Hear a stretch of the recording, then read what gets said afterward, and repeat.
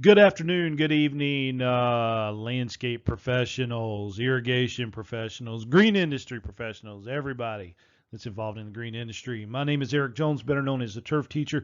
Guys, welcome to the course entitled Soils for Irrigation Contractors. Now, I kind of think this course may not only include irrigation contractors, but really anybody that's in the landscape business, a gardener at home, anybody that is interested in plants. Guys, we've got to know about our soils first. But, ladies and gentlemen, the NCICLB has designated this course for 2 hours on your irrigation continuing education credits. They have given it a course number of 11844. And so, guys, you can get 2 hours of irrigation credits for that irrigation license that expires 12/31. So, guys, welcome to the course. Again, it is entitled Soils for Irrigation Contractors. It comes directly from the textbook that we use at the college entitled Landscape Construction, the special edition that was written by David Sauter for the actual Landscape Contractors Board. So a very good chapter, a very good book to begin with. But I like how he's broken down this chapter for soils. It makes it real easy to kind of understand. And glad that you're joining me for this 2 hour lecture. Again, we'll try to take maybe a break about an hour into it, and then finish up with the second part, and then there will be a quiz at the end for you guys to be able to download your proofs of attendance. Now, the one thing about these lectures, guys, on Moodle, the classroom website, you have to let the lecture play for 2 hours and actually watch it before it gives you access to the quiz. Once you get access to the quiz, you have as many shots to take it as you need. But you have got to score at least a minimum of 70 or above, which is passing, and that's what most state licensing boards require on their pass rates. So you've got to watch the lecture, and you have to pass the quiz to get access to that proof of attendance, which you can download once you pass the quiz. And if you ever need a copy of your certificates or your proofs of attendance, you can always find them in once you log into the website and you go to your profile, you can click down there at the bottom left where it says My Certificates, and you will have copies of your proofs of attendance. And so, guys, let's go ahead and get started with soils for irrigation contractors. All right, our learning objectives for this course. We're going to define soil. And first and foremost, guys, we will, from here on out, call it soil. It really drives me crazy when I hear people say, well, let's go plant these shrubs in the dirt. And I can still hear Dr. Glass down at A&T saying, Eric, we will not call it dirt. It is called soil. It is a living part of this earth. It is soil. So it is not dirt, just like it ain't bushes. Let's go plant the bushes in the dirt. No, we're supposed to plant the shrubs in the soil. That's how we need to act. We're professionals, guys. Describe the importance of soil to the landscape. It is our primary medium for growing anything, guys. If you're a turf grass expert, you got to know about the soil. If you're a horticulturalist out there planting shrubs and trees and in anything in the ground, or even an agriculturalist, planting a cornfield, you have to understand the importance of soil. And with irrigation, it's just as important, if not more important, because you got to understand how water relates to the soil and how we need to understand the importance of it so that we can accurately give our plant materials the exact amount of water. We're going to identify soil textures and structures. We're going to amend a soil to improve plant growth. We're going to identify a soil that will cause structural problems for hardscapes. We're going to describe how water, gases, and nutrients react in the soil. Gases, you mean there's some of them gases down in the dirt, Eric? Well, I guess that's why when I stick a shovel in and I hear the soil go and then I start smelling that odor, I guess that's the gas in the dirt, right? No. And then identify the pH of a soil, and then select a fertilizer for a soil. And fertilizer is a big thing in our industry, right, guys? I don't care if you're cutting grass or if you're, a landscape architect, design, build company. You have to understand about fertilizing and applying these nutrients to any plant material that you have stuck in the ground or placed in the lawn. Soil definition. So soil, it is a mixture of weathered rock. What do you mean weathered, Eric? It means it's been broken down. Rock, yes. Stone that's been rubbed by the elements, wind and water passing over it. It creates soil. It also has water, and it does have those gases. Remember, that's why we plug and seed our yards, guys. We aerate and we pull those core plugs out to get oxygen down to the roots of our plants. And then it is consisted of organic materials, which can be all kinds of stuff. It's mulch, it's the pine needles, it's dead plants, it's everything that's kind of decomposing that is in that top layer of organic matter.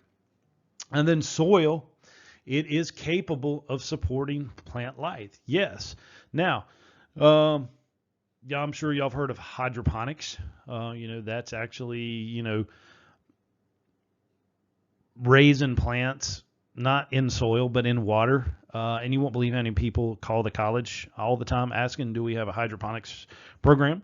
And they're not wanting to know that so they can grow tomatoes. So we know what that's about, right? But speaking of tomatoes, you ever had a tomato grown hydroponically and compared it to a tomato grown here in good old North Carolina in the soil, in the garden? There's no comparison. The tomato grown in the soil just tastes so much better. But yes, hydroponics is a up and coming thing, and it could be a solution later on. If we ever colonize somewhere else or we're remotely off and we have access to water, there's a way to grow plants. But here, concerning us, we are only worried about the soil. And then it supports human activities for everything that we do.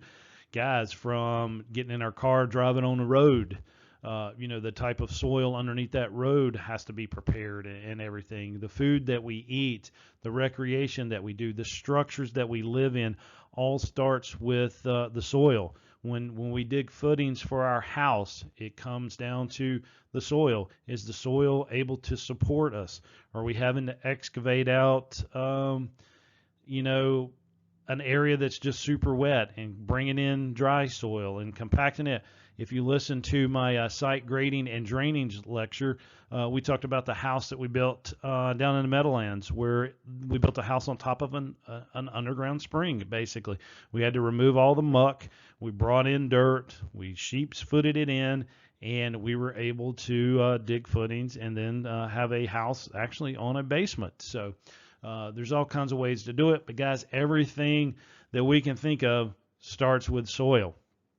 And remember, it is a living biosphere. It is full of life, and I just imagine the soil itself to be alive, even though it's got the microorganisms and actually got the nematodes and all the little microscopic little guys and critters down in the soil. I just imagine the soil being alive itself, almost like a plant material. And I really didn't see it that way until I took soil science in college. It was a fascinating class, and to hear about it, you think, oh man, it's got to be boring. But no, when you really get into the meats and potatoes of soil, it can actually be fun.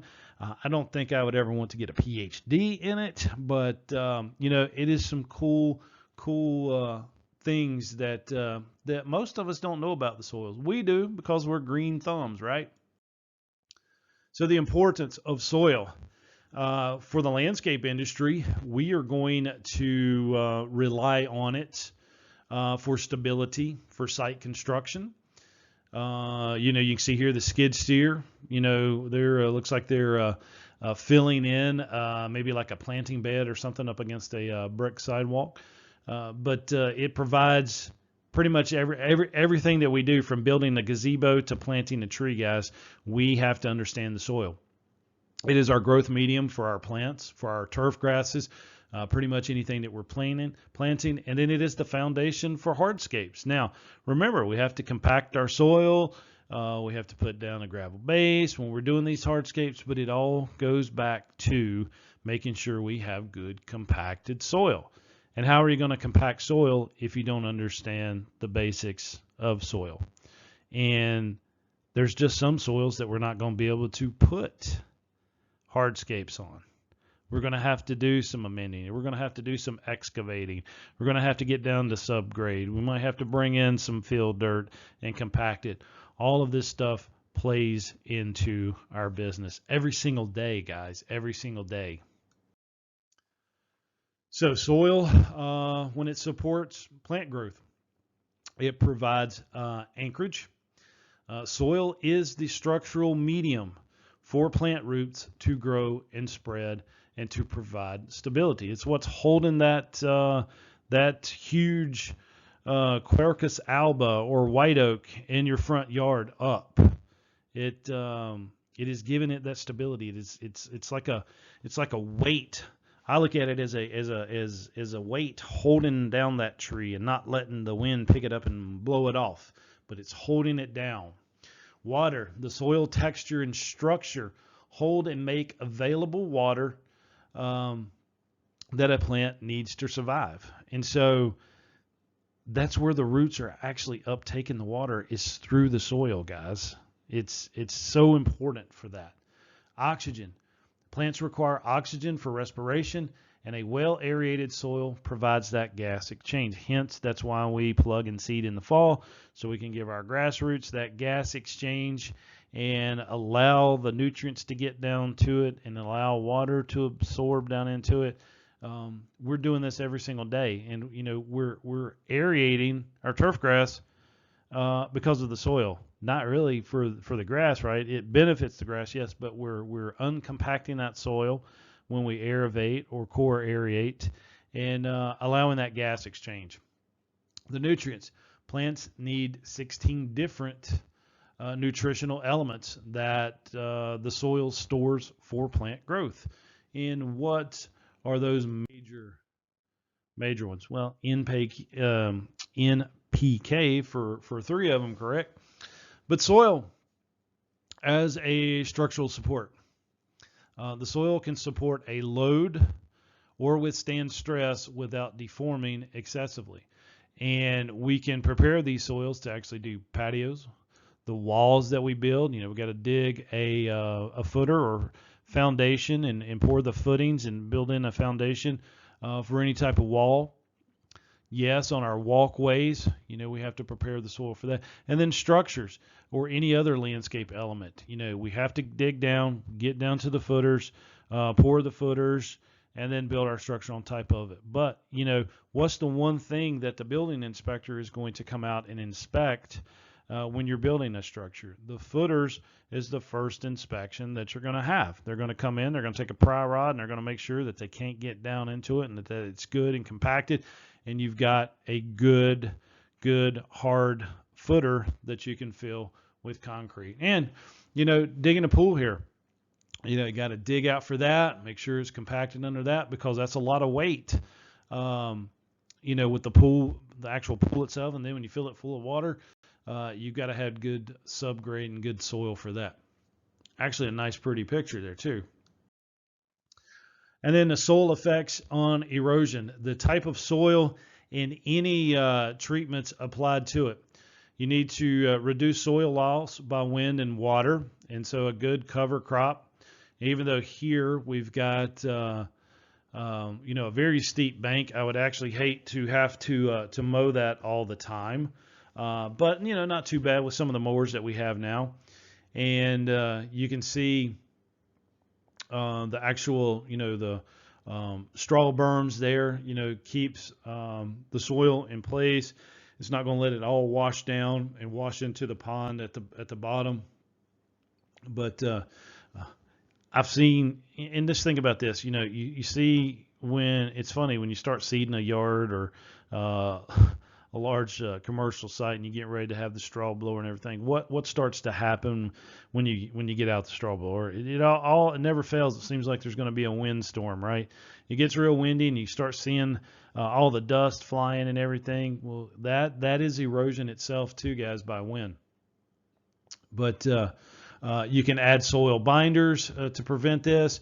The plants and cover crops keep the soil in place, just like in erosion seeding, your vetch and millet and all kinds of things like that they use in an erosion control seed mixture. And then soils that are sloped appropriately. So a nice gradual sloped area will have less erosion than one that is really, really steep. And I would say this one's probably pretty steep, but they've got the measurements in place to take care of it. They got the silt fence around the pond. They even have riprap around it, and then they've got the straw berms there, or the long straw bales that actually help with it too. And then they've got the a decent stand of grass that's coming up on it. And again, a lot of mowing, steep mowing to do though. So lack of protective measures can cause erosion. Again, like the wind erosion, like we saw, and then water runoff can carry the soil away. And here, new house construction around that retaining wall there, guys. When the house is done and finished and landscaped, you're probably not going to have as much trouble as that. But during the construction, look how much erosion can happen just during the construction stages themselves. You don't want this to happen. You don't want to have all that sediment down at the bottom. What if there's a creek or stream down below?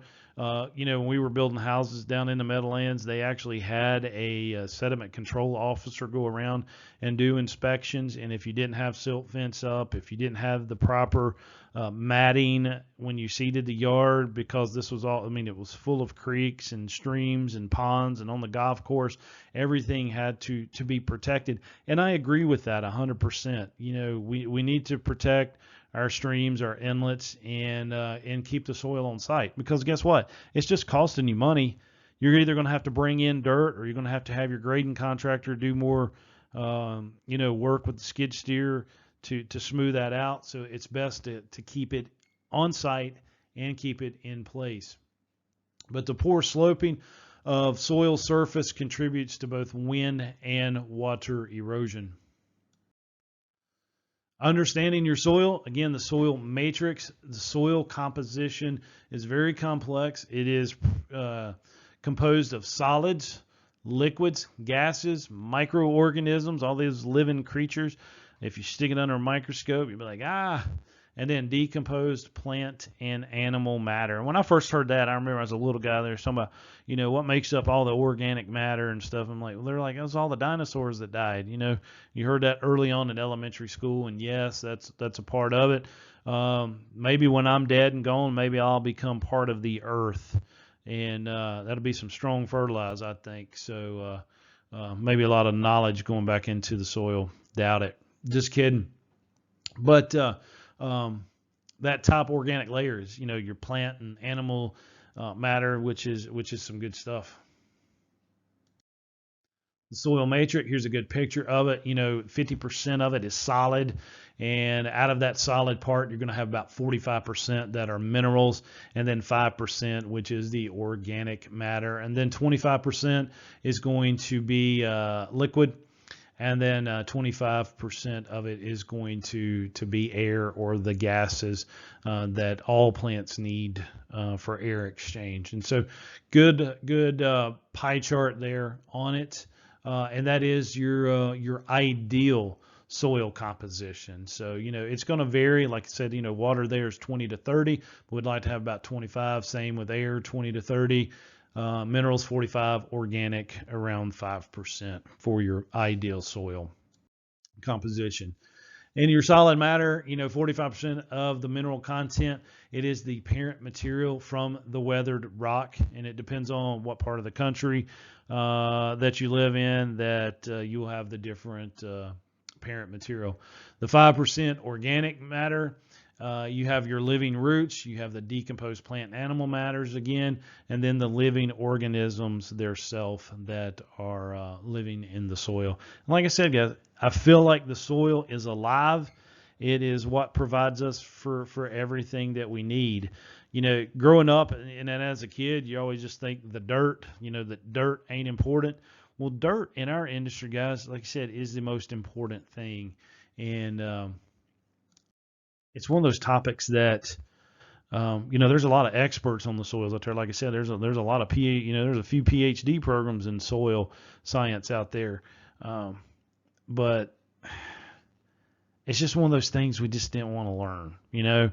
I remember in a grade school, they talk a little bit about it and stuff. You're just like, hey, it's just dirt. I mean, there's nothing there, but it's alive and it is living. Your liquid, ideally 25%. It can vary by certain conditions. And then water is all too vital for our plant life.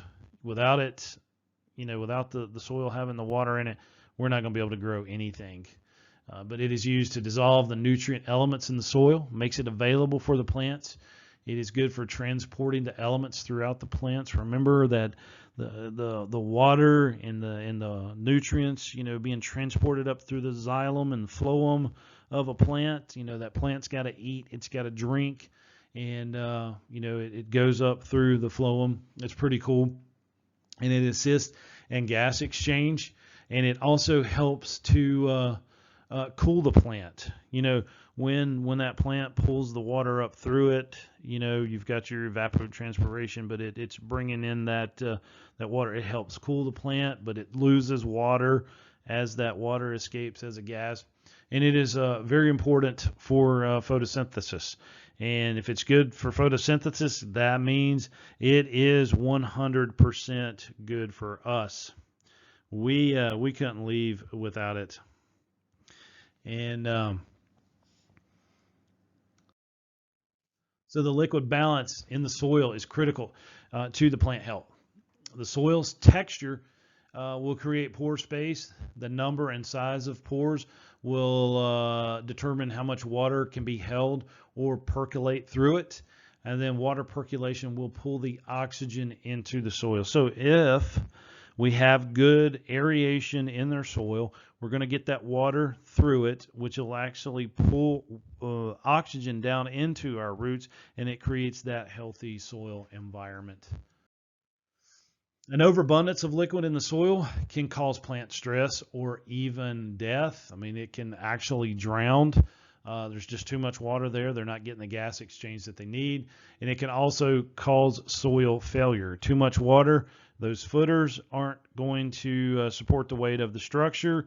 You're not going to be able to support trees or any type of plant life if you have too wet of a soil. So that is the importance of soil pretty much across the board. And then drought conditions in soil can lead to plant death and then the drying out of the soil. The situation, though, when plants start to wilt from too much water, so they're standing in water, they're going to start to wilt. Well, what else does make plant materials wilt? Well, lack of water. So they're gonna kind of start to look the same. So you might have a plant that is just drowning in its own misery there, and the homeowner's gonna like, oh, my plant's wilted, I need to give it some water. No, you need to let it dry out. But what they're going to do is they're going to go get a gallon milk jug and rinse it out and put some water in it, and they're going to pour more water on top of it. Let your clients know about that. Hey, wilting will look the same whether they're too dry or they're too wet, especially in interior plants. And then our gas content, 25%. Gas is the soil's atmosphere. 25% of it is ideal. The soil will contain a range of the Earth's atmospheric gases. Your soil pore structure allows for this gas exchange, and then oxygen is required for plants and all microorganisms. Carbon dioxide is a byproduct of the respiration, and then the healthy soil structure allows the exchange of the carbon dioxide for oxygen. And so carbon dioxide is so important to the plants. is so important to us because the plants use it to make their food. So guys, I mean, they're breathing that in, and if we don't have a good healthy soil, we're not able to exchange the CO2 for the oxygen. So again, that soil is living. It's like it's breathing too, right? It's inhaling and exhaling the gases that are important for itself. Soil horizons, these are like your layers that you can visually see, like if you were to take a cross section. So it'd be kind of cool to bake a cake like that. You know, if you're dating a soil scientist, make him or her a birthday cake with the different layers in it. But the horizons, they're layers of soil formed by the erosion of rock parent material, the decomposition of the living matter, and then the forces of time, topography, and climate. So the older the soil, the more horizons that you're going to see in the cross section. They will vary depending on the soil forming factors. They vary by region and the parent rock type. So again, it just depends where you live. And the depth and number of horizontal layers vary due to the age of the soil. It takes a lot of time for that to happen, and over time you're going to have leaching of elements. So which is not good, washing it all out. But then the older of the soil, the more layers it will definitely have. Let's see. Horizons are put into groups depending on the age and depth of the soil. The major horizons found in a typical soil profile are going to be your organic layer, your topsoil. Remember, you gotta pile up your topsoil, store it on site, and reuse it. Then your subsoil, and then your parent material, and they are termed, O, A, B, and C. A, B, C, that's straightforward. A on top, the topsoil, B in the middle, C at the bottom, and then O for the organic. So pretty good acronym to help memorize the layers. All right, organic layer is going to contain humus, not hummus, guys. We're not eating pretzels. But it's going to contain humus composed of decaying plant and animal matter. And then it is typically most shallow layer of the soil. You can scratch it back with a shovel or rake, to be honest with you. Then we have our topsoil. It is below the organic layer. It is dominated by minerals that are blended with the organic matter that has been leached or washed downward. The decomposition by microorganisms will continue in this horizon. And then we will have our subsoil termed or identified by the letter B. It is below the topsoil layer. It is mostly clay particles, and it is carried downward through the leaching, and then where animal activity is, and our tree roots, plant roots. The depth ranges from a few inches to several feet, depending on where you're at. And then the parent material, identified by the letter C, is the bottom of the soil profile, and this horizon rests directly on the bedrock. And then the parent material in various stages of decomposition. So pretty cool to see that, to see a good cross section of the soil. Now, yeah, you're probably going to have to go near like a quarry or something to kind of see a typical large soil profile like that, because like I said, that subsoil, it can range from a few inches down to several feet with the subsoil. And then actually seeing that parent material, probably not any of the projects that we will do would we see parent material when we start excavating.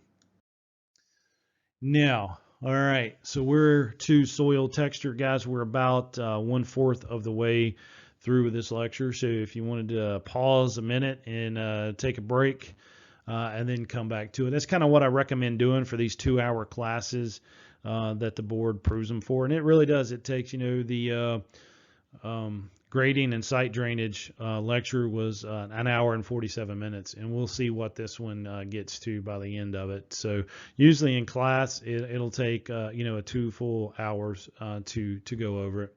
and then sometimes a little longer depending on the questions. So without you guys asking questions, like in a live seminar, it gets I can start talking way too fast and we might get done a little early, but we don't want to do that because we want to make this a full 2-hour class for you guys. So we'll go ahead and continue with soil texture. And soil texture is the relative percentage of 3 soil separates. You have sand, silt, and clay. And depending on where you're at, especially in the state of North Carolina, you're going to have, more of one than the other. But that's what makes this such a great state.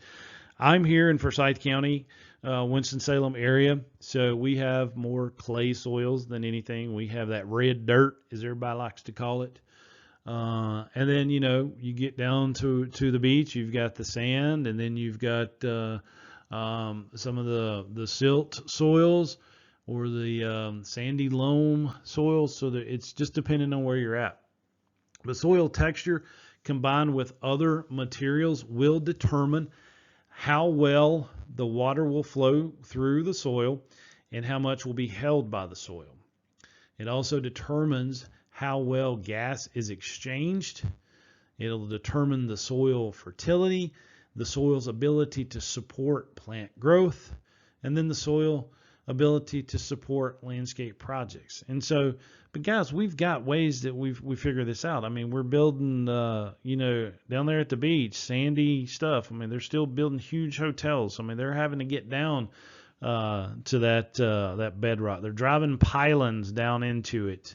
We're planting trees and shrubs in sandy soils. We're planting trees here in the clay. We're planting it pretty much everywhere, guys, because we know how to amend the soil. As green industry experts, we know what we got to do to make our plants thrive and survive. Now, our homeowners may not be able to do that, and when we plant our shrubs and our trees, or if we plant our bushes in the dirt, they might overwater it or not water it enough.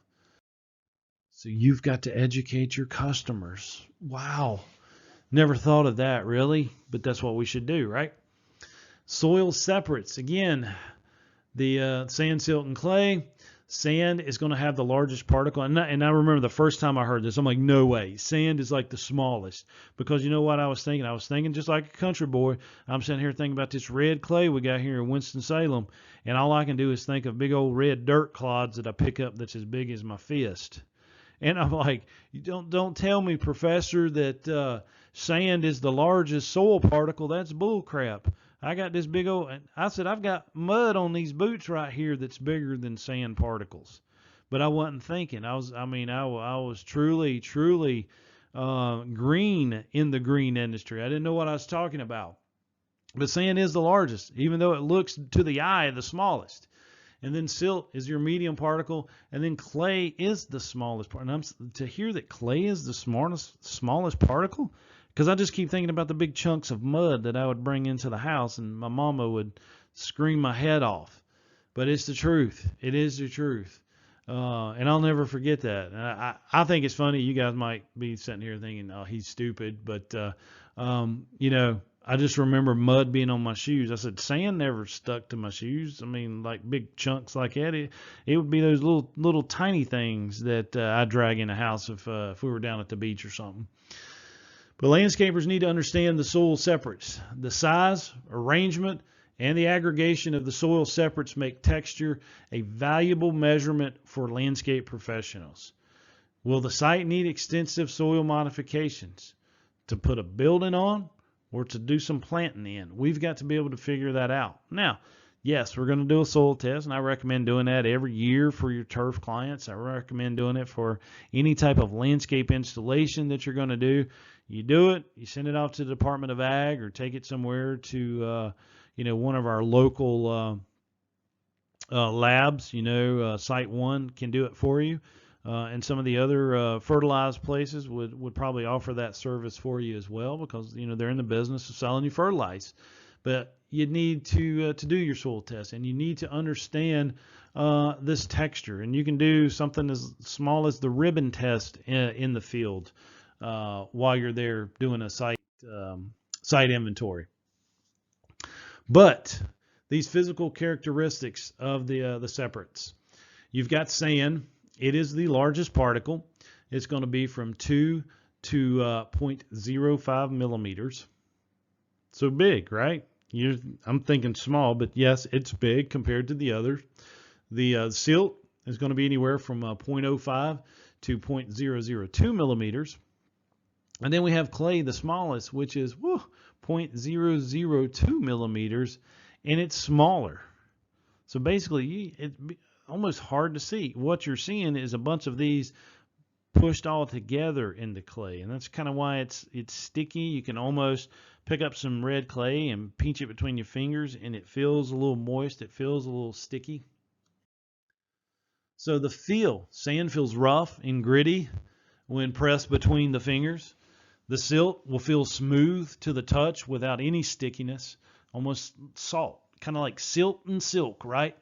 And then clay feels smooth but sticky to the touch. Maybe that's why all my jeans are stained, because it's sticky and they won't come out of the wash. We've all got those favorite pair of blue jeans that are just red mud stain. But your surface area. The surface area of a soil particle is very important.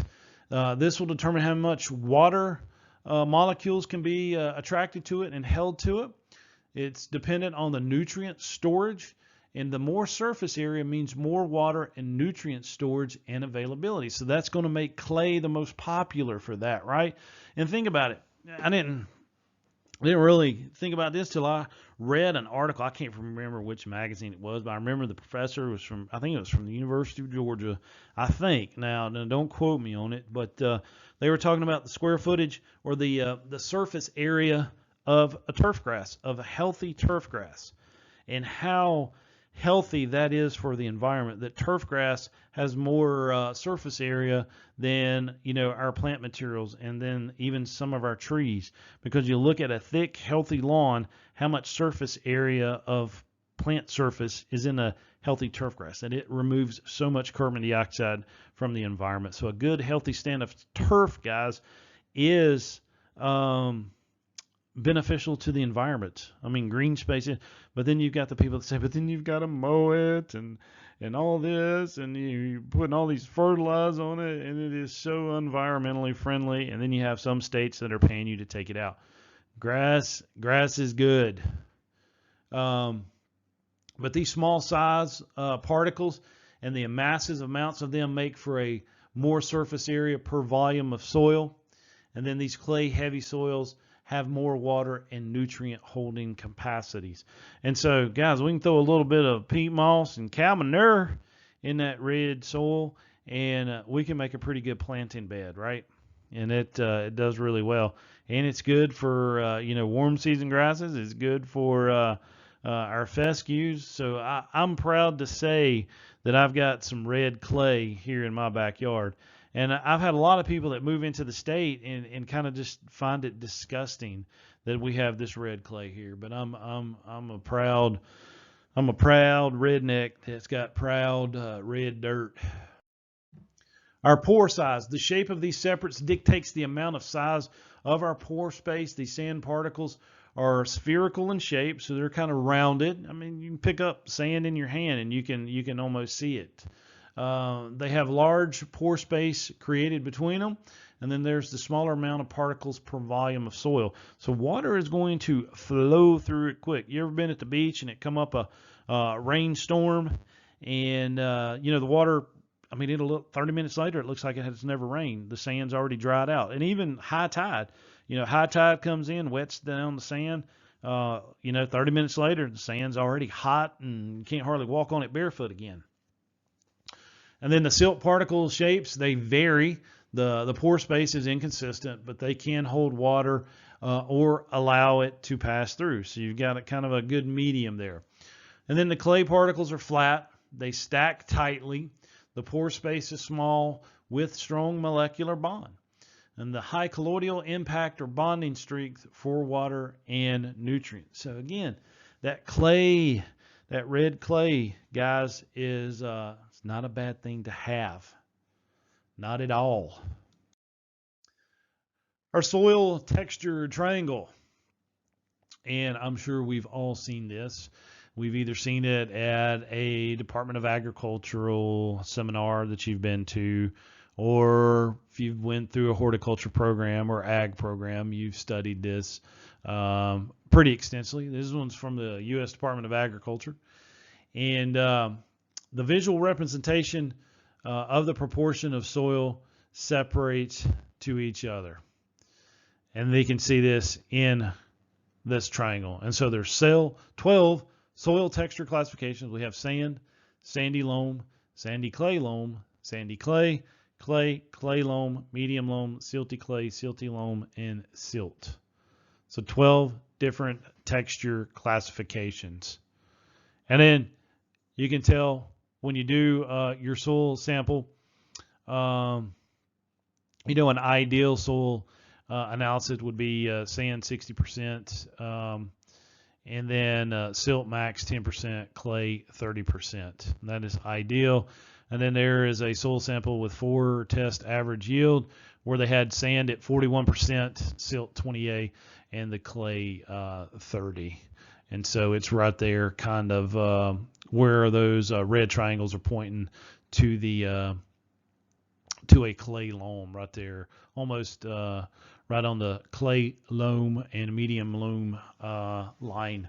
So good example of your soil texture triangle. The effect of texture on soil behavior. Woo. So you might have a soil that's got a bad behavior or good behavior. But texture can impact erosion, wind erosion, as we discussed earlier, water erosion through the runoff. And then texture will impact the work of any landscape professional that is doing good work, even bad work. Clay soils are fine texture. They compact easily. So that's kind of what we want our footings to be on. We would prefer to do our hardscapes and stuff on a clay because we can compact it easy and just have that good strong soil for any type of structure. It's less permeable. The sandy soils are coarse. They will not compact, and they are very permeable. Like I said, it comes up a rainstorm and boom, it's dry, 30 minutes later. It can get hot. All right, infiltration, the rate at which water enters the soil is your infiltration rate. How fast is the water moving through? In sand, pretty darn quick. In clay, not so quick. But soil texture is responsible for how this water will move through the soil. The fine textures resists infiltration.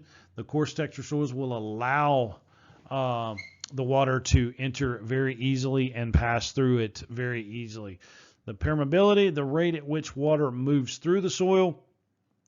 Clay, heavy soil will not hold the water tightly because of the small pore space, and then the coarse textured soils will drain it too quickly. So because of their large pore spaces. So two opposite ends of the spectrum there, guys, with your sand and your clay.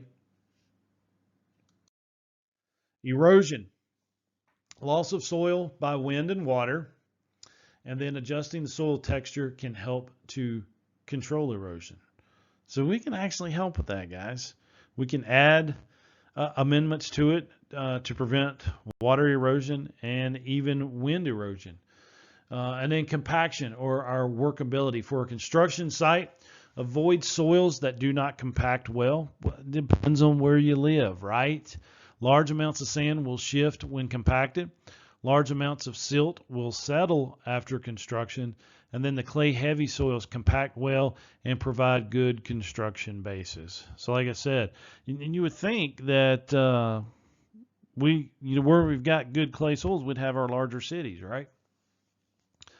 Just because of the good soil and the good footers and foundations that we can build on clay soils. But avoid soils high in sand or organic matter for paving, retaining walls, or any other type of structures that may need stability. You're just not going to be able to do it. Soil structure. Soil structure refers to how individual soil particles clump together. It is known as clumping or aggregate.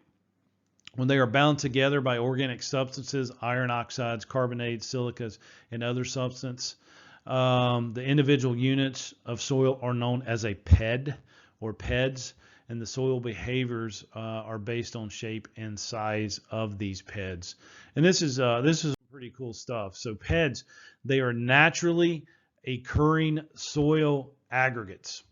They are created by climate actions, which means the freeze-thaw cycle will help with it. The water, the decomposition, and then even animal activity will actually help create these PEDs. Clods, dirt clods. There's a country boy term. Clods are human created soil aggregates. When we walk in the garden with our boots on, guys, and it's a little muddy, we're creating them clods, right? And that's what Mama gets mad when you come on the back porch with them on.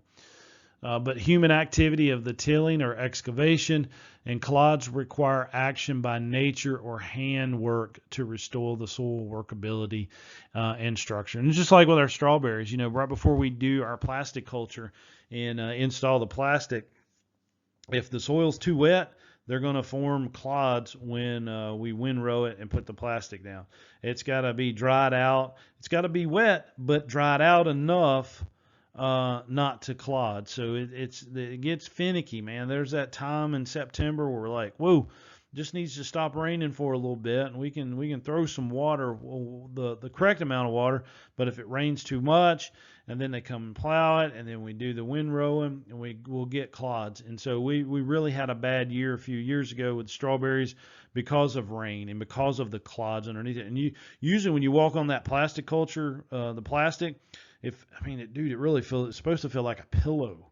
You're walking through it soft and everything, but that one time you could actually see the clods, and that's not good for the strawberry plants. The strawberry plant, the root ball needs to be all around it, and those clods, they were drying out and things of that nature. So it was a bad year for us. Trial by error, guys. Learn by your mistakes, your costly mistakes, and you'll never do it again, right? But types and structural traits of a PED. Aggregates of soil structure can have distinct and varied shapes depending on their formation. They can be crumbs or granular. Still, man, we're talking about crumbs. It's making me a little hungry. Breadcrumbs, I'm thinking of that. And look at the picture here. 1, 2, 3. Those almost look like crumbs, right? But generally found near the surface. They have good pore space for water and gases. They are small rounded PEDs, and then they are glued together by organic materials. And they are mixed by actions of earthworms, rodents, frost, and cultivation. And people freaking out, oh, we got rodents. Yes. Again, remember the soil is alive. And just think about all the animals that hibernate underneath the soil each and every year. Sorry, been talking 48 minutes. I needed a splash of sweet tea. But platy, these are PEDs with a horizontal flat orientation. They are found where cultivation and compaction are common. So we're cultivating it, and then we're compacting it. You're going to find these flat horizontal PEDs. They bind together tightly, and these platy soils make it difficult to grow plants. So sometimes I think we kind of create those problems with the cultivation and compaction that we do create. Blocky, they're squarish, they're angular PEDs, they're tiny in size, they're a few millimeters across, and they're found in the subsoil and where we have high clay content. Almost looks like some frosted flakes there, don't it? It looks like cereal poured out, or Cracker Jacks almost. That'd be better, I guess, example or representation of it. The prism-like, long aggregates with flat faces. They are arranged in a prismatic shape.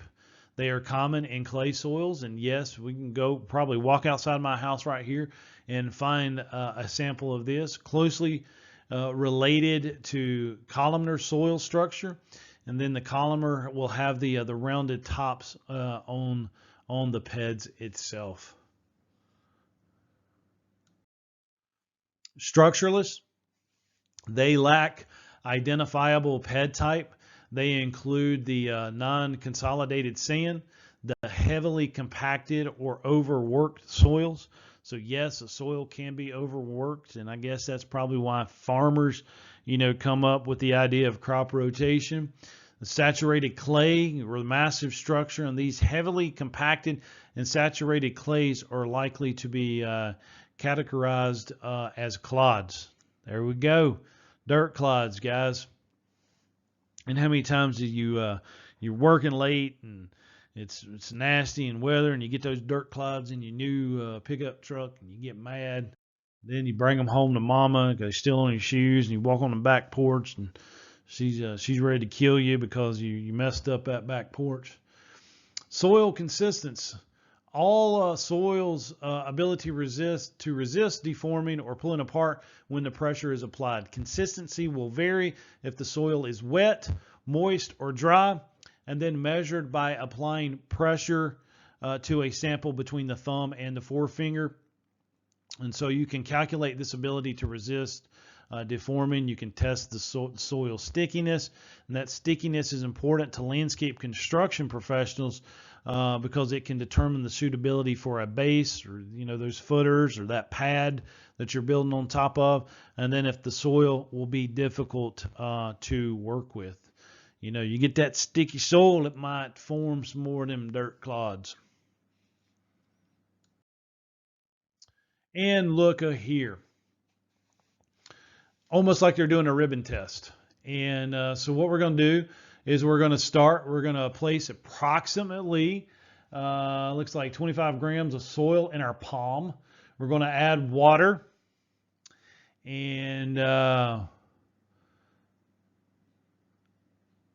we're going to spread the soil to break down in aggregates. The soil is at the proper consistency when plastic and moldable, kind of like a moist putty. And so, guys, I'm trying to read this. I've actually got it blown up on my computer monitor, and I'll be honest with you, I need reading glasses. I'm just fighting that fact, so bear with me. But if you've followed all the way down, if it does not remain in its ball when squeezed, yes, then you would place the ball of the soil between the thumb and the forefinger, gently pushing the soil with the thumb, and then squeezing it upward into a ribbon. Form a ribbon of uniform thickness and width. Allow the ribbon to emerge and extend over the forefinger, breaking from its own weight, as the little cartoon is doing it there. If it does soil form a ribbon? No, then it is loamy sand.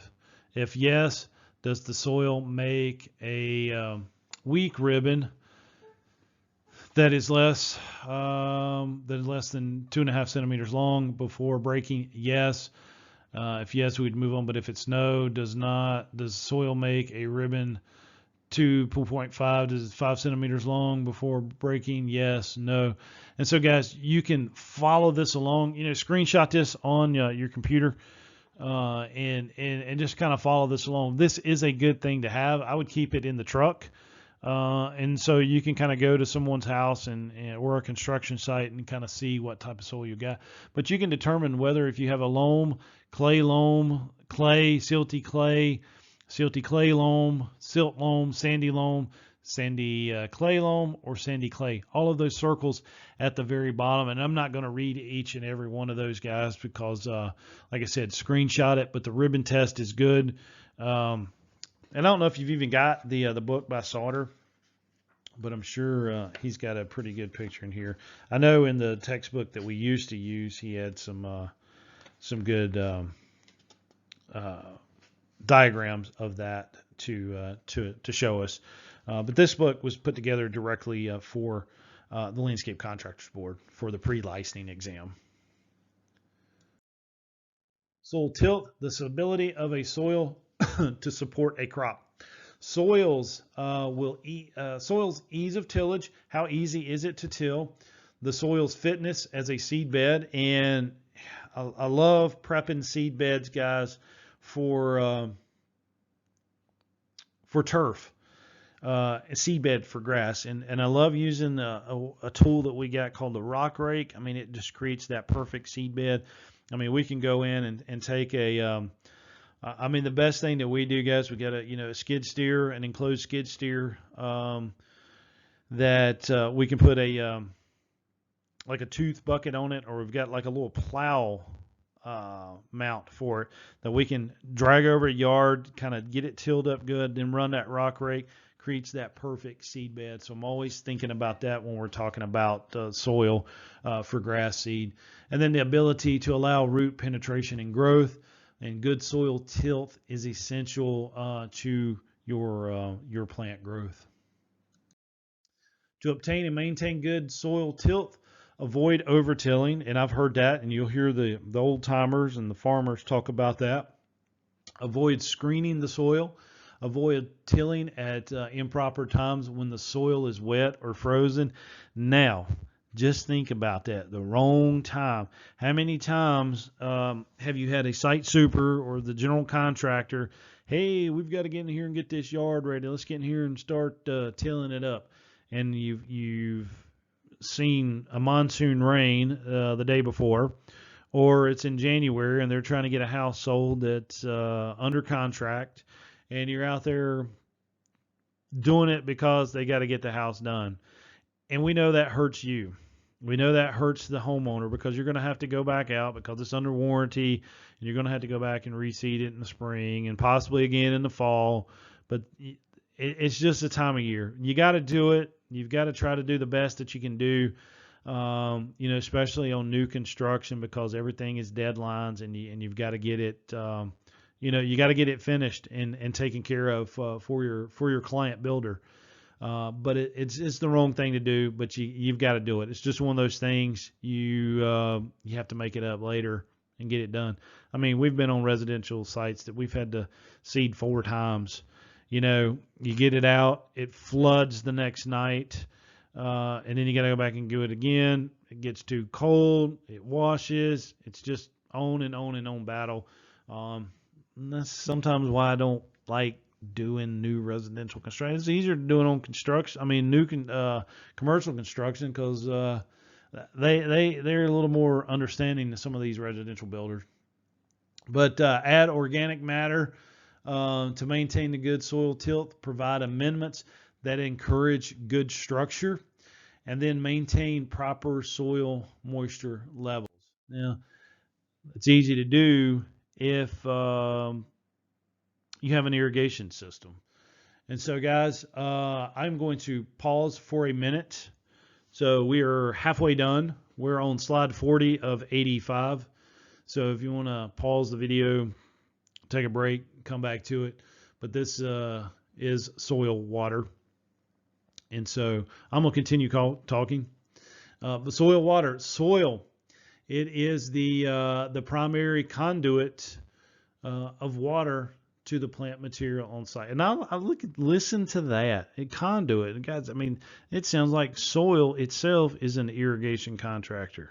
It's got its own pipe, right? But it's getting water to the plant. The types and stages of soil water, you've got saturation, you've got gravitational, you've got field capacity, you've got hygroscopic, and that's supposed to be, yes, okay.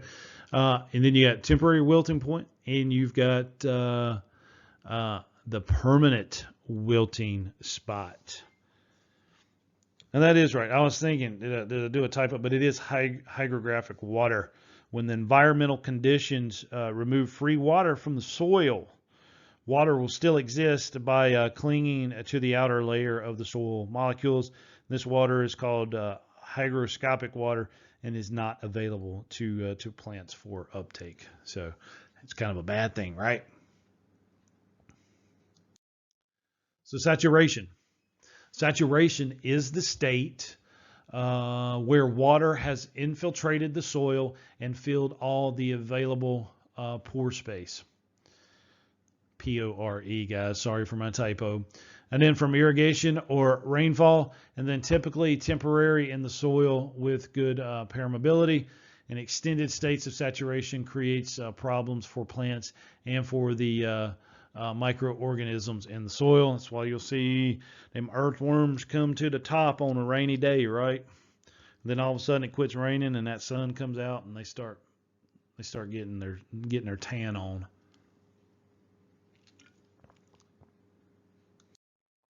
Gravitational. Water in the gravitational state will drain from the soil by gravity's force. It's going to take it to the bottom. And then you have field capacity, the point where the soil has been fully wetted and the gravity has removed the rest. It's reached field capacity. It's fully wet and gravity has removed the rest.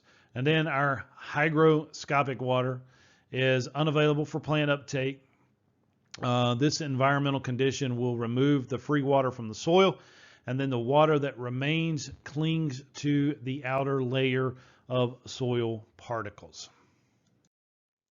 Temporary wilting point. When a plant cannot absorb water fast enough from the soil due to environmental conditions, they will recover when the conditions improve. So it's only temporary. That's why it's called temporary wilting point. But permanent wilting point is when a plant suffers when the soil is depleted of available water and plant death is often imminent.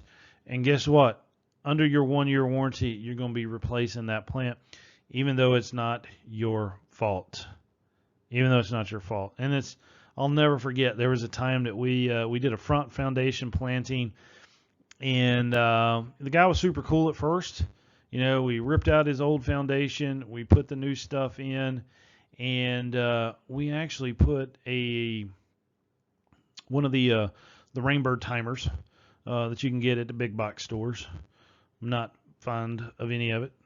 I'm not a Rainbird fan to begin with, and we put the clock out on the outdoor water spigot, and we put drip tubing down, and just to get the plants established. Well, lo and behold, the gentleman went on vacation and turned the water on and went away for a week, and he drowned the plant materials. And I go over there and I tell him what happened. And he's like, I don't care. You're going to replace it. I'm like, this is apparently your fault. Well, he called the Better Business Bureau. They sent us a nasty letter. Had to meet them on site and everything. And they're like, we're gonna blast you all over the place if you don't take care of this customer. And I'm like, okay, we'll take care of it. But I says, try. I said, I'm just daring you to call me at the end of our membership to the BBB and ask me to renew again. And I'm going to tell you where to go. I am not a fan of that either, guys. And I'm very opinionated. I am. I love everybody to death. I'll give everybody a fair chance. But there's certain companies that I will never buy their products from again. And there are organizations that I will never be a member of again, and one is the Better Business Bureau. So we replaced those and wrote up a little contract and said, this is it. It's a one-time replacement. We're not replacing these plants again. And of course, he had no problems after that because he was there. The idiot turned those drip emitters on and left for an entire week. So all he had to do is tell me, hey man, I'm going away for a week. Do you mind checking out? I mean, I would have done that for him, because that's the nice person that I am. I would have drove by and checked on him and turned them on. But he turned the clock on and thought that'd be fine. I mean, it's an automatic clock, guys. We had it set where it would come on every day, and he turned the damn thing on so that it would water the entire week. He wanted to make sure they got plenty of water. And when we go to dig them out, you can hear as you pull the root ball out of the soil. Crazy. So anyway, my soapbox during this 2-hour lecture. Forces moving and holding water in the soil. Directional movement of water in the soil is dictated by multiple factors. In the saturated state, the gravity will pull the water downward. The gravitational force moves water very, very quickly. It's falling, guys, fast. It will cause leaching, and it can leach out nutrients, salts, small soil particles can even be removed through leaching as well. And then in the unsaturated state, the movement of the non-free water, and then our hygroscopic water bonded to those soil particles, and water movement is much slower, and it is not available to plants, and the plants are probably going to die. Cohesive water, and we've got water molecules that are bonded to the hygroscopic water molecules, resist gravitational force. The soil particle size is important for water retention, and this cohesive water is available for your plant uptake, which is also known as capillary action, not capillary refill, but capillary action. And I'm following along in our books because I wanted to see if there was something else I needed to add there. Well, maybe not. Maybe not. Maybe we're cool here. The water potential. Okay. The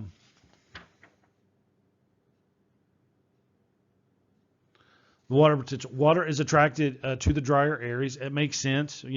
Water's gonna take the path of least resistant, right? And it's kind of like it's going to move to the dry areas.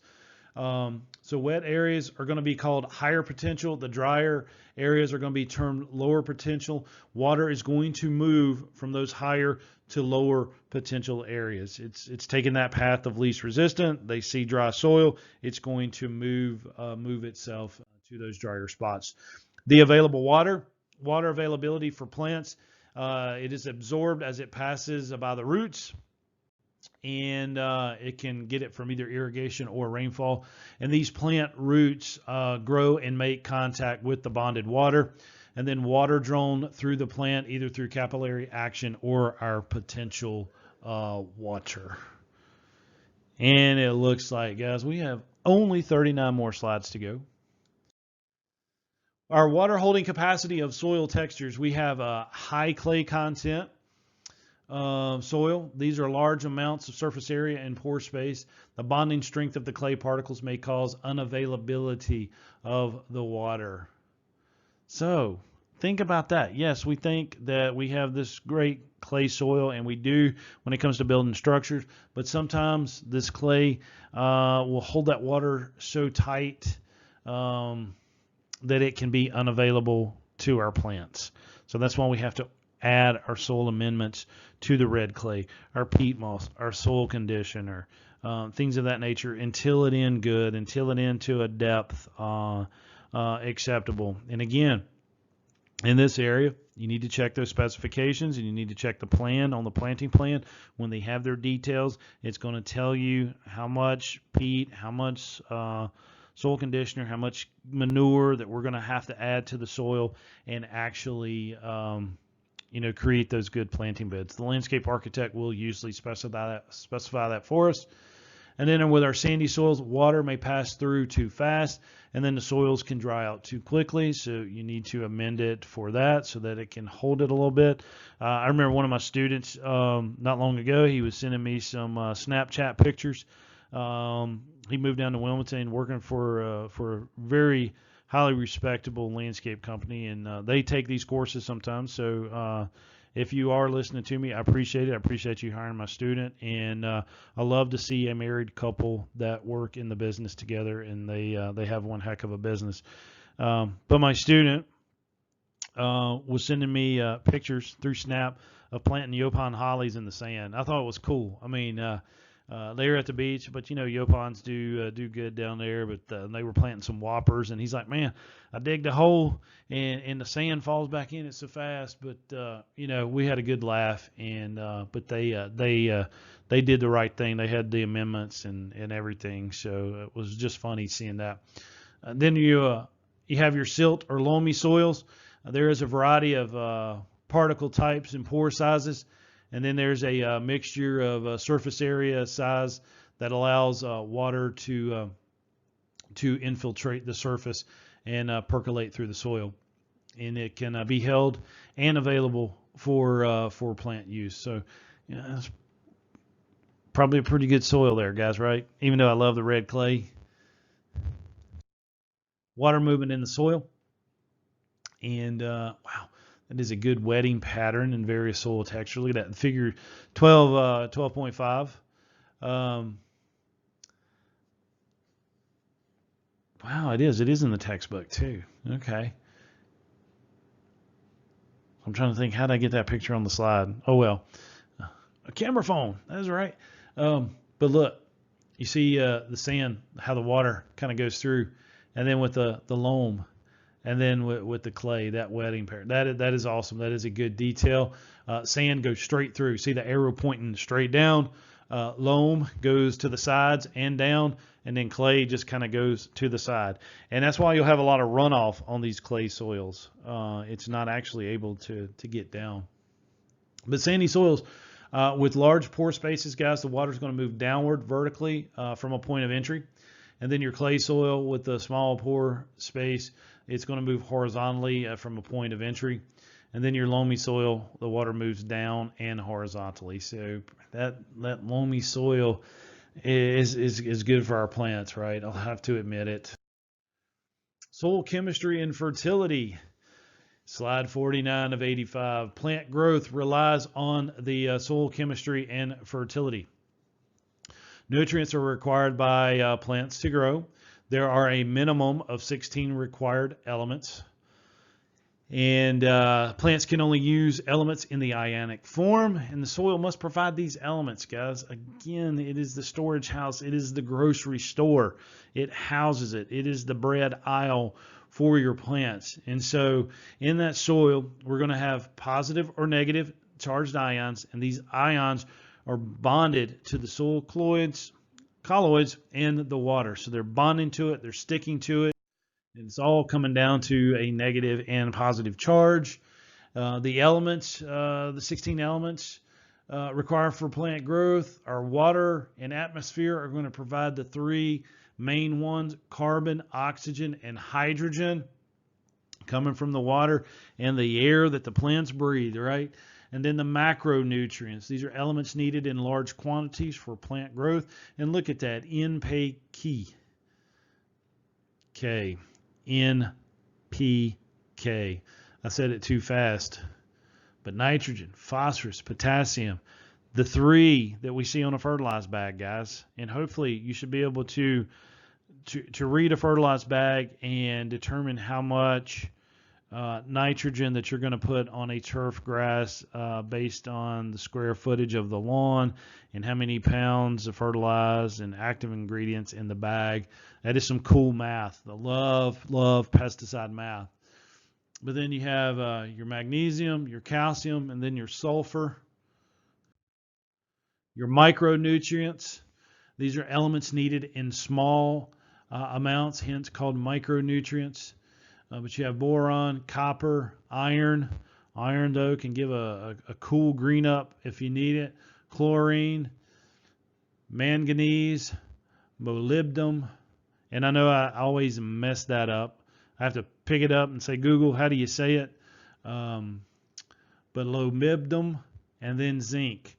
And despite the small amounts, shortages can cause plant deformity and vulnerability to environmental extremes. And, iron being one. Iron is very important in plant growth and in the turf grass industry especially.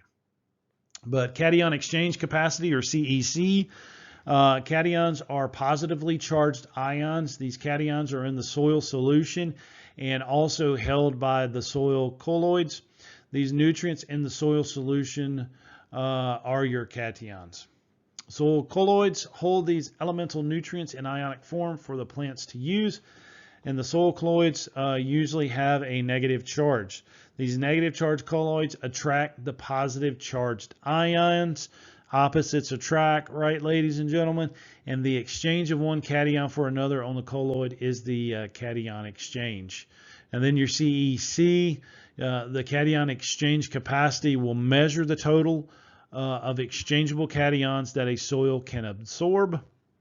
And then it can also impact our soil fertility and plays a vital role in altering our soil pH. So big time information there for you soil scientists. And our soil pH, the primary factor that impacts nutrient availability, and pH is the measure of the soil's acidity or alkalinity.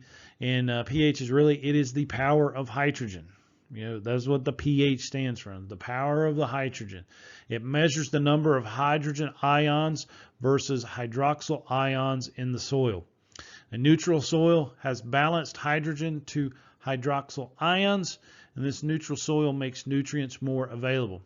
Excessive hydrogen in soil bonds with the nutrients, and the nutrients can become unavailable for plant use. They can still be there. You can add the nutrients that you want, but the plant still can't uptake it when it bonds, when the hydrogen bonds to these nutrients, guys. It's just not making it available for your plants. And so soil pH is measured on a logarithmic scale ranging from acid to alkaline or acidic to alkalinity. We have 0 to 6.5 is acidic, 7 is neutral, and then we have 7.5 to 14 as alkaline. And then each step on the scale is 10 times greater than the previous. And I'm going to see if this little pen works. Let's see.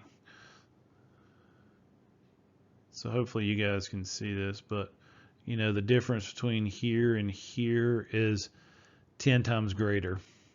But here is the best for most plant growth, which is 6 to 7.5, so about half right there, because that comes straight down to right there. And then a little bit more than 2 to a little bit more than 3, so like 2.25, 3.25, that's considered your swamp peat. Average garden soil, guys, is going to be, looks like around 4.8 to 7. So that's what our ideal gardens are going to be. And then the arid dry soils out at Vegas, right? Actually, it rained the whole time I was in Vegas last time. So you would think it didn't rain in the desert, but it did. But good chart for our soils. But that good soil right there, like 4.8 to 7. But we want that 6.5 to 7. There's where most plants are going to grow. Anyway, cool red pen. It was a Pentel sign pen red for you landscape architects. Effect of soil pH on nutrient availability. The landscape professional must understand the pH and how to prepare the soil for successful planting. Again, guys, a lot of you young green thumbers out there that starting your business and have thousands and thousands of followers on the social media site. You might know how to cut grass, but do you know this technical side of it, guys? You got to understand the soil. You got to understand the pH, and this is down to the basics. Soils should be tested to determine the pH. Kits are available at garden centers. You can pick them up at your Department of Agriculture. You can go by Site One. Those cool guys over there can help you out. You can put the soil in a bucket and take it over there. They've got the baggies for you, just like the Department of Ag has the little boxes that's going to get mailed off, and the results are presented as a single number, but they send it off to lab to get tested. And guys, like I said, you need to I recommend doing this once a year. We do it for our clients, and we charge them for it. It's part of the the 7-step lawn care program that we're doing. You just go do the soil sample and you charge them for it. And then most plants require pH between 6 and 7.0. Like I said, that is the preferred, even though our garden soils might be a little more acidic. Some plants prefer that more acidic plant, such as what? Gardening plants, maybe. Really? You tell me. That's things like that, guys, is what you need to know. And then some plants prefer a more alkaline soil. Soil can be amended for Pacific plants, entire lots, and Pacific planting beds. Now, yes, if you're working in a arboretum or whatever, you're probably going to be doing soil test on each one of your planting beds. You need to. Residential client, you're going to probably separate your shrub beds from your turf grass. You should, and you may do a front and back test when it comes to it. But do the soil test, guys. It's simple. I'm thinking, and guys, you guys cite one, correct me if I'm wrong. I'm thinking it's around $18, $19 a test. I think maybe a little bit more. But the cool thing with that, you can get it back a lot quicker than you can from the state. And they'll email it to you, and you got something you can print out and give to your client, or you can forward them the email or download it and put it in a nice little presentation and make yourself look real cool when you send it to them. So just do it and charge for it. And, I've heard people say, I'm not going to charge for it because the state don't charge me anything. I feel bad charging my client going there and doing something when I didn't even cost me anything. It didn't cost you anything. So your time is worth nothing to you. And that valuable information that you're getting is not valuable to you. I don't get some people, never will. But adjusting the pH. After the soil testing, determine if pH adjustment is necessary. The pH adjustment will typically require multiple treatments, and it's not going to be taken care of in one application. And that's kind of what you need to let your lawn care customers know, guys. When you take over a property, and I've got clients, turf teacher clients that tell me, Eric, I won't even take on a yard unless it already looks good, because people have that, hey, I'm paying you to plug and seed my yard and paying you, $90 an application, whatever the fee is. They expect one application and it to be just boom, looking good. I tell them when we first take over a yard, I say, you're going to have to give me at least a year to get this lawn to where it needs to be. And just kind of tell them up front and be honest. Hey, we're starting out with a soil test. We're going to figure out what we need to do. We're going to get rid of these weeds. We're going to plug and seed it in the fall. We're going to get you that good, healthy stand of grass, but you've got to give me a year to do it. It cannot be done overnight. And so with the pH adjustment, yes, it's going to take, multiple applications of lime to take care of it. It's not going to happen with one application. And so to adjust acidic soil higher on the pH scale, add that lime or another calcium product, and it will make the soil a little bit more neutral. The amount of lime to add per soil type to raise the pH by 1 point. Sandy soil, 10 to 25 pounds per 1,000 square feet. Loamy soil, 50 to 60 pounds per 1,000 square feet. And then a clayey soil, 100 pounds per square foot. And that's to raise the pH by 1 point. So, guys, you got to get that soil test, because if not, you might be putting out way too much or way too little in most aspects of it. So get the soil test. Then you can go to the client, and like you said, you get that soil test back, and lime's probably the cheapest product that you're going to purchase to put on the lawn. But 100 pounds per square foot, that's quite a bit, right? Even 50 to 60 pounds per 1,000 square feet. It's going to cost you some money. So you might want to tell them, hey, that first lime application might be a little bit more than the regular application charge that you're sending your clients. And guys, one thing that I want to work on that'll include a lot of this information is I want to put together a course, probably not for continuing education, but put together a course that kind of shows you to measure that property, do a soil test, do the calculations on adding the lime to it, raising that pH by 1 point, and then calculating how much fertilizer that you're going to need for the year in a 6 or 7 step lawn care application for cool season grasses. I'm kind of looking forward to that. I love talking about lawn care and how much money you can make, because this time of year, I know this time of year you guys are busy trying to get your irrigation license renewed, but it's also the time to purchase product for the coming year because, your fertilizer dealers have got specials if you pre-order and pre-buy it that you can get it at a pretty discounted rate. And, hopefully you guys maybe have already pre-billed for the year, and not every client's going to do it. But the ones that do, you can take that money and purchase the fertilizer at a discount. And so it's kind of a win-win situation if your cash flow is good. But the saline and sodic soils, salinity is the presence of any type of soluble salts in the water. And then sodicity is the presence of sodium chloride salts in the water, either containing of potassium, nitrate, or the sulfate salts. Both can be caused by an aquifer where an irrigation is drawn. Lack of leaching the salts from the root zone can cause a buildup. And the high water table that retreats and leaves behind the deposits can add to it as well.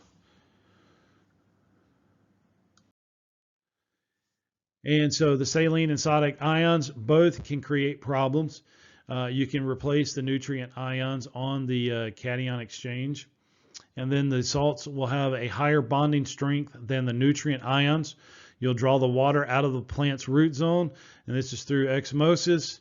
And then many plants are intolerant of saline sodic soils, and so the salts can cause the soil breakdown even in the massive soil type. So it can be a problem for you and your plant materials, ladies and gentlemen.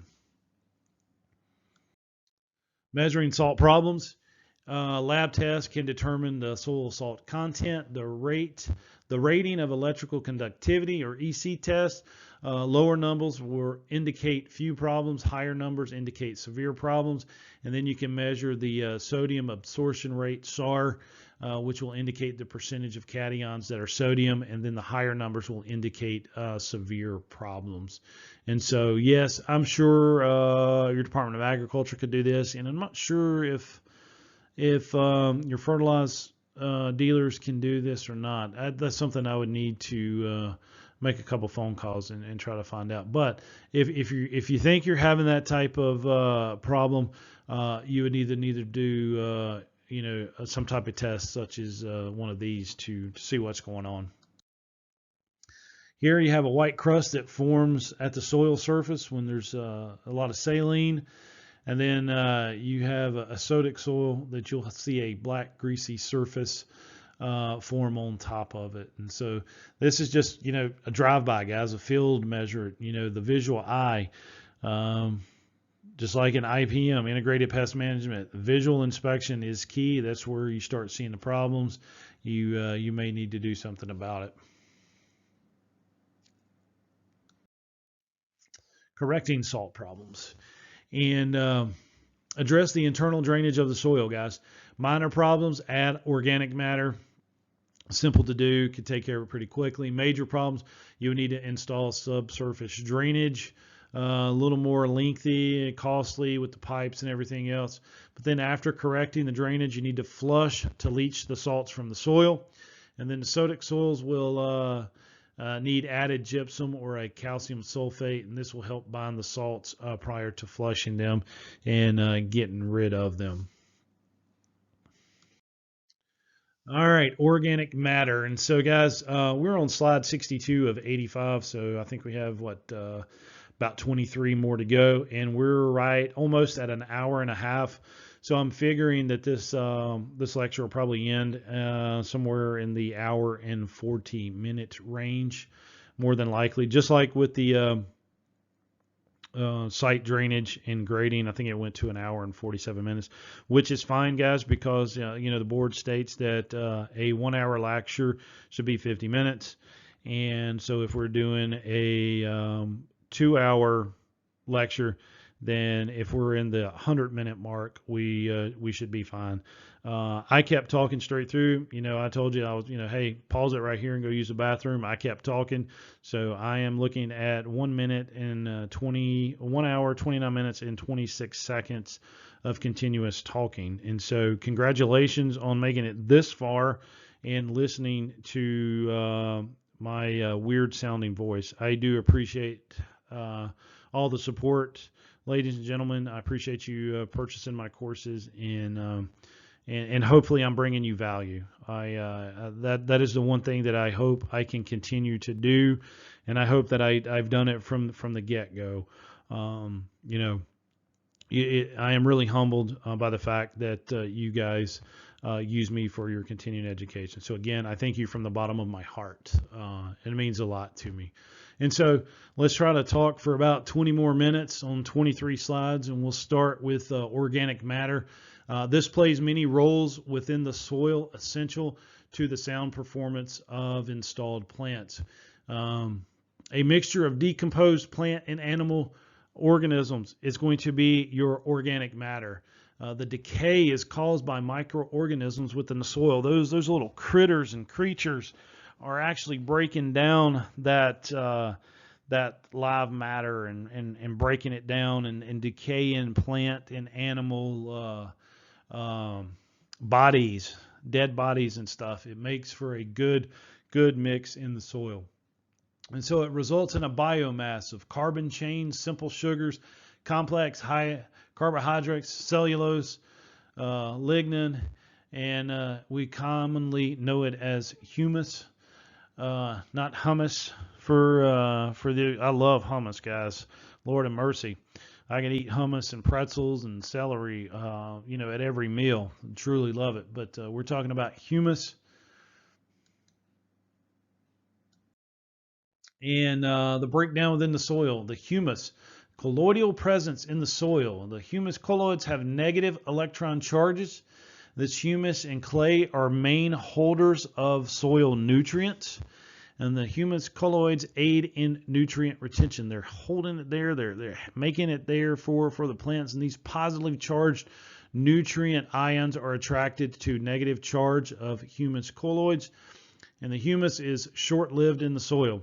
It will continue to decompose and move out of the soil matrix. So it's there for a short period of time, and it's being broken down and being recycled in this roller coaster ride of life.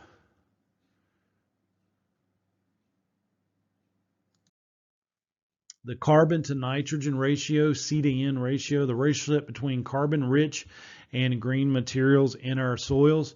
The carbon-rich or brown materials is higher carbon content. These are branches, stems, dead materials. They are slower to decompose. The nitrogen-rich are the green materials. They have that higher nitrogen content. Plant matter is still green, and it is quick to decompose. To encourage the process of decomposition, nitrogen in green plant material powers decomposition. It feeds microorganisms who break down plant and animal matter, and the death of these microorganisms returns nitrogen to the soil for plant use. The C to N ratio dictates efficiency of this process, and so fresh lawn clippings, 1 to 30, 1 part carbon to 30 parts nitrogen, will hasten the compost timing. And speaking of that, there's always going to be, and I think after I'm dead and gone, years down the road, there'll always be the debate whether to bag or not to bag. And just like there's going to be the debate, do you remove the wire basket or do you leave it on? They're going to debate this from here on out. I personally, now my personal lawn, I'll bag it once in a while. If it gets a little thick and nasty, I'll run a walker over it. But most of the time, my yard's too big. We live on a farm.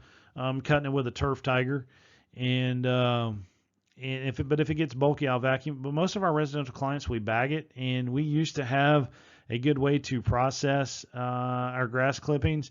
We ran walkers all the time. We actually bought a walker trailer. We bought it from the Midwest out there. A guy manufactures a trailer It's got a walk-in floor in it, and it's got a basket that you can drop down onto the curb, and we'd back the walkers in there, dump the grass, and we'd have a remote control on each walker that could push it and activate that basket, and it would dump into the hopper back there, and then we could take it back to the farm and drive into the pastures and unload the trailer like a walking floor manure spreader, and it would just dump the prettiest cube of grass, and then all the cows would come running to that spot. They'd stay there, a couple of days it'd take them to eat it, and we'd dump it in various spots, but we continued using those spots so the cows would eat. While they're eating, they're doing, they're pooping. And then when we did leaf removal, we collected all of our leaves. So we had some grass clippings mixed with manure, mixed with some soil, and we'd make a pile of that, and we would turn it every so often. And guys, we come up with some pretty nice, just solid black soil amendment right there that we used all the time. And I told Dad we should have just sold it. We used it in our own landscape jobs, but we could have probably made a fortune just people backing in their dump trucks and selling it for ain't no telling how much for per yard. But I'm a big fan of bagging grass. I am, and I always will be. And like I said, there are some people just going to argue with me no matter what when it comes to that.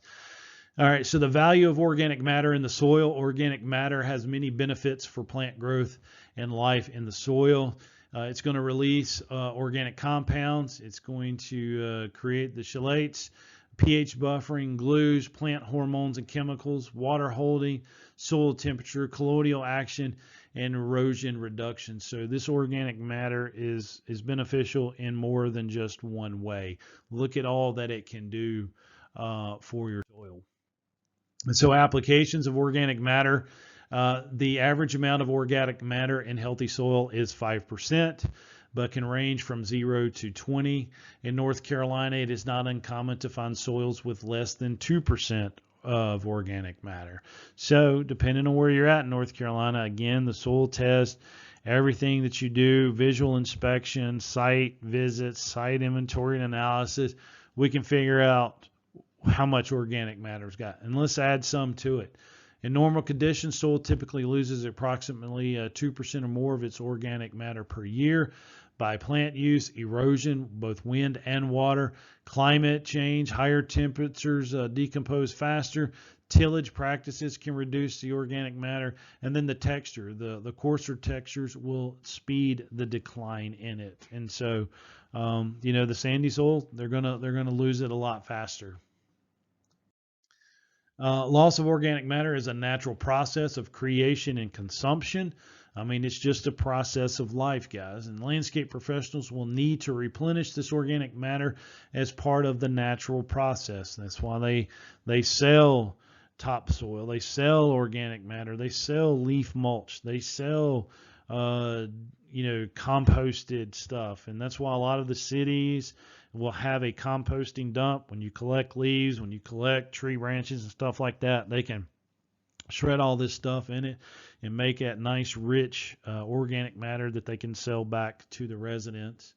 But add organic matter with an appropriate C/N ratio. So mulch benefits include weed control, moisture retention, protection from mechanical damage. The organic soil amendments can be manures, meals, plant and animal byproducts, compost, select materials with low C/N ratio, and one of the most effective methods of adding organic matter to the soil is through the composting. Life in the soil. The soil is living. Within the soil matrix of water, air, minerals, and organic matter lives a complex web of life. And it is true, guys. They are living in the soil. The work of these small and microscopic creatures that live in the soil, they turn minerals into nutrients. They turn compounds into alternative compounds. They mix, blend, and protect soil components. Then they break down organic matter. They convert, store, and release these nutrients. They fix the nitrogen, and they control disease. And then they help aerate the soil. So this life in the soil, I mean, it's amazing what it does. And they may be in some people's, I guess other words, bottom of the barrel, kind of like shrimp in the sea, but look how much shrimp is harvested for food.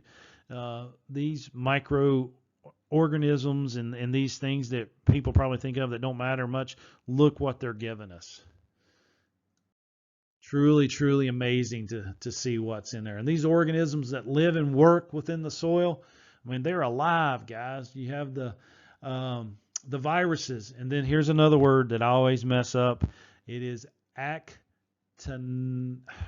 And see, now that I'm thinking about it, I'm not going to be able to say it. I mean, because when I reread these lectures before starting to record this lecture, all these words that I have trouble, I go to Google pronunciation and say it. But actinomycetes. So forgive me if I messed it up, guys. My students laugh at me all the time.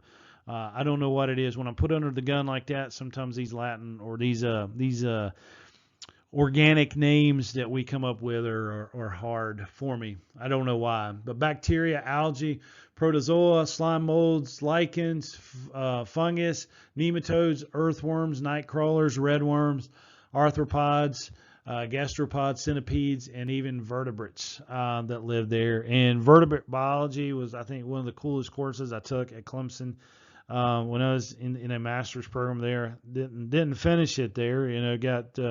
Got activated on military orders and got hurt and never finished it. So, but it was one of the coolest classes, vertebrate biology, studying animals with a backbone. So that was super cool. I still have a lot of those slides from that class where the teacher or professor made them available.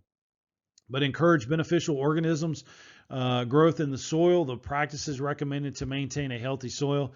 They maintain soil moisture, adjust the soil pH. They add organic amendments. They help avoid contamination, minimize pesticide use. They limit the tillage and mulch. Practices that will actually make. I totally screwed that up. I'm sitting here daydreaming. I guess I've been talking for an hour and 42 minutes. But practices that we can use would actually promote these beneficial organisms to stay. And it is each one of these, the correct soil moisture, adjusting the pH where it needs to be, don't contaminate it, adding amendments, minimizing pesticides, because these pesticides will break down your living organisms in the soil. They are susceptible to it, just like our pests that we're trying to get rid of. And so that's why the whole idea of integrated pest management and natural pest controls, two of my favorite topics to talk about, can actually help not use so much pesticides. Now, are we going to eliminate pesticides altogether? Absolutely not. We cannot feed the world if we did not use pesticides.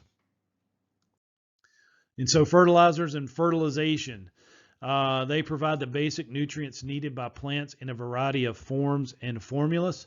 Landscape professionals can choose from synthetic, being man-made, naturally occurring materials, liquids, powders, single nutrients, blended fertilizers, and many, many more. And you guys, in the lawn care business, you know all about this stuff, unless you're just a mow blow guy. But landscape professionals can choose... I think this is a double take of a slide, but plants only require the nutrient form of delivery does not matter. So it doesn't matter how we put it out. So sorry for the double slide there. But landscape professionals must recognize signs of nutrient deficiency in plants, like the symptoms. It occurs in foliage, if there's new growth, fruit, flower, the growth habitat. You need to test the soil, the plant foliage. You can do you can send off a plant tissue test or plant tissue culture test to the state, and they can actually help identify some of this stuff. But you got to understand fertilizer terminology and labeling, the ratios, the analysis, and the grade of the fertilizer. Fertilizer ratio, nitrogen to phosphorus to potassium, NPK. Lord have mercy. We had Japanese last night for dinner. I don't know why I'm getting tongue-tied thinking that. Maybe I'm sitting here thinking I'm still reading that menu. But the fertilizer ratio represents the amount of nutrient compound by weight in a fertilizer bag. So nitrogen, phosphorus, potassium, always in this order, guys. The number indicates the percentage of the ingredient by weight. So 20, 10, 20 has 20% nitrogen, 10% phosphorus, and 20% potassium.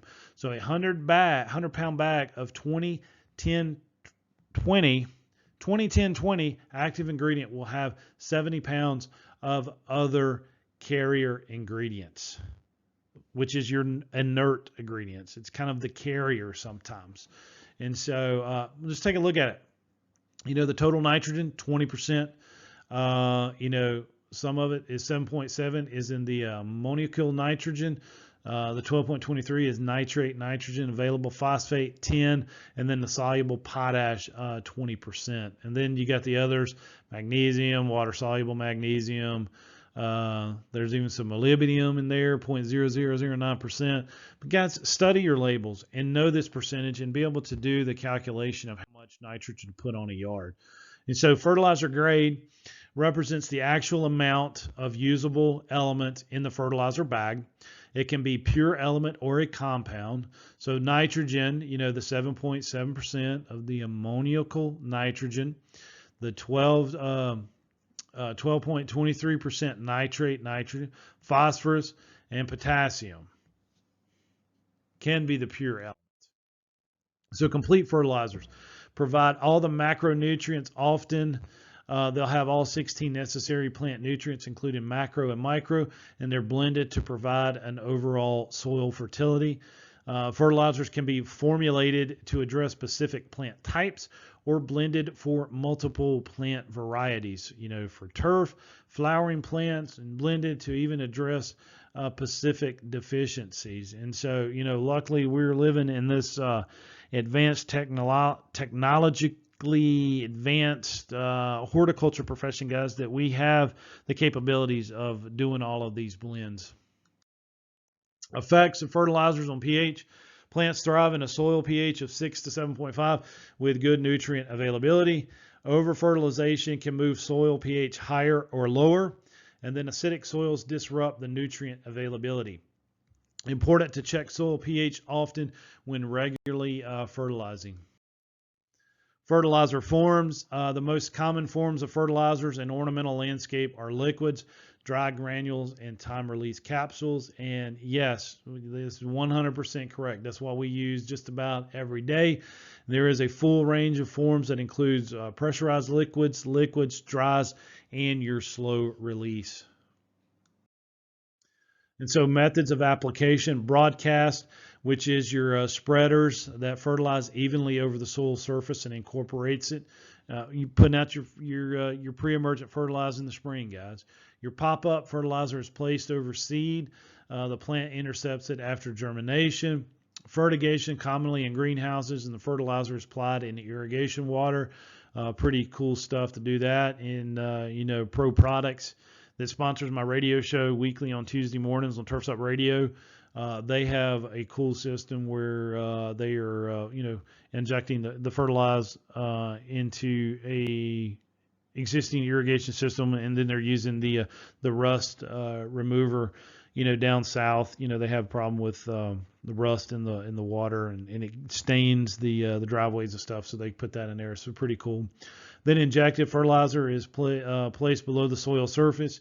Then there's foliar. The fertilizer is sprayed directly onto the foliage. And then top dress. The fertilizer is spread over existing beds of plants. Organic fertilizers. Fertilizers are derived from naturally occurring products. The kelp, mills, and byproducts. They have limited impact on the environment. They're low in grade and have benefit of amending the soil by adding our organic matter. And so fertilizer calculations. There are two methods to determine the amount of fertilizer to be applied. Method one is follow instructions on the fertilizer packaging. Typical method used by homeowners: apply when the plant shows signs of deficiency. The downside: there's no understanding of existing nutrient level in the soil, and there's no understanding of the plant need itself. And so they're just reading, they go to the big box store, they buy the big box product, and they buy the big box spreader, and it says, put half the bag in it, open it up to this setting, and they're applying it that way. Really no math. Method 2 is apply fertilizer based on laboratory analysis, which hopefully is what you guys are doing. You soil test for specific nutrient levels. The analysis will include the pH. The plant tissue analysis determines plant needs. The test results will determine the rate of application and then follow the product packaging. For fertilizer with multiple nutrient compounds, calculate need for each individual nutrient and then apply at a rate governed by the largest nutrient quantity. And the fertilizer application calculations, you need to identify the fertilizer need per acre or per area unit, calculate the area to be fertilized and divide by the fertilizer needed per area unit. Multiply these two to obtain the total weight of fertilizer required. Divide this number by the ratio on the bag for the appropriate nutrient, and then multiply the result by 100 to determine how much of the selected fertilizer should be applied. And ladies and gentlemen, thank you so much for joining us in this course. Here we have 1 hour, 50 minutes, and 30 seconds.